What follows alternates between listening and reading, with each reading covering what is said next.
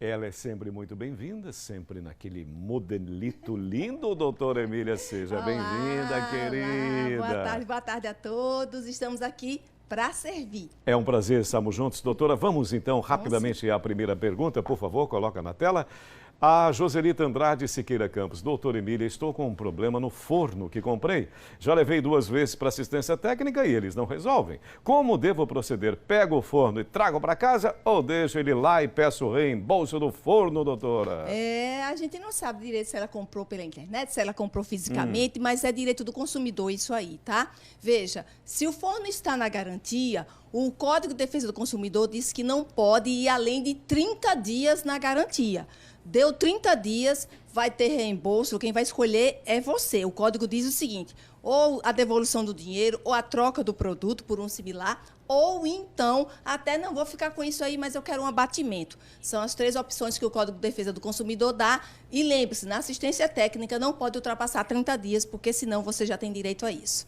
Bacana, doutora. Vamos para a segunda pergunta, por gentileza. Desta feita, Augusta Soares, Cidade Nova. Doutora Emília, uma vizinha minha morreu, ela tinha um filho adotivo. Os filhos querem saber se esse irmão também tem direito à herança dessa vizinha. Pois então, Sérgio, olha, a Augusta, filho é filho. Se ele verdadeiramente foi adotado, passou pelo procedimento de adoção, legalmente falando, ele tem todos os direitos que qualquer outro filho, seja gerado, seja no casamento ou numa relação extraconjugal, tá? Tem direito sim. Se foi adotado, tem direito. O mesmo direito em tudo.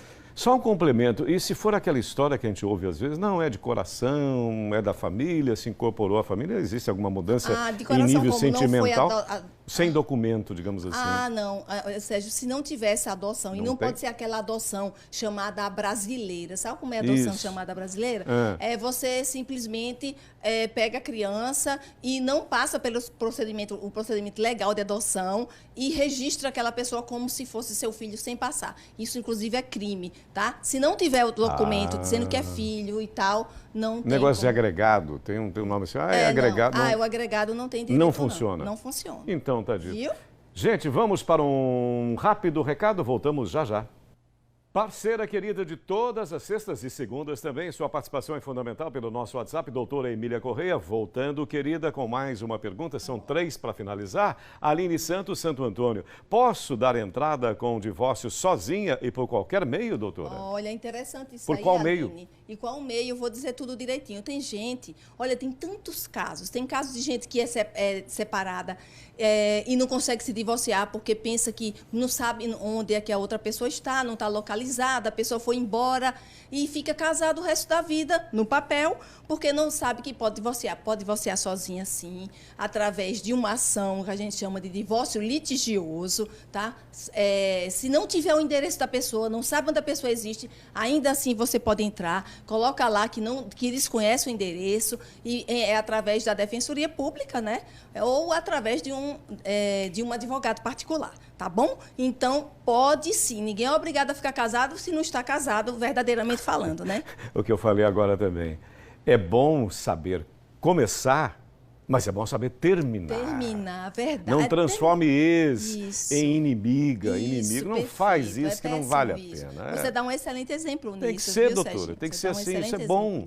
Pensa nos filhos, não dá certo, mas com respeito e tudo mais. Vamos lá, então. Ficou clara a resposta? Ficou clara, absolutamente, doutora. Paulo Júnior Eduardo Gomes, eu sou casado, mas não moro há 10 anos com a mulher com quem eu me casei. Ela está em São Paulo. Como é que eu faço? Tá vendo, Paulo? Para me divorciar. Vendo? Aí. Tem a ver. Ela está em São Paulo. Se ele não sabe o endereço dela, ele pode entrar com ação de divórcio litigioso, coloca o endereço incerto e não sabido, e esse divórcio vai ser decretado depois pelo juiz. Logicamente, ele vai apresentar a certidão de casamento, aqueles protocolos. Pode ser pela Defensoria Pública e pode ser através de um advogado particular. O divórcio hoje está muito facilitado. Esse caso tem que ser judicialmente falando, mas tem outros que no próprio cartório, quando os dois concordam, pode ser feito o divórcio.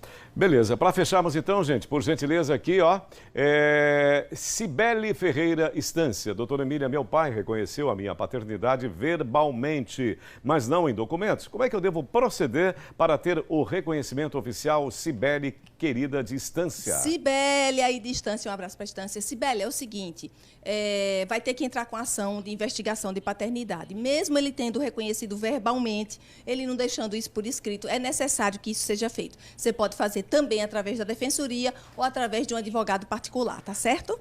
Desse jeito. Certíssimo. Então, segunda-feira, combinado? Segunda-feira, claro. Fim de semana boa, Se Deus maravilhosa, quiser, também querida. para você, Serginho. Um bom descanso, Tchau, doutora. tchau, Tchau, querida. Tchau.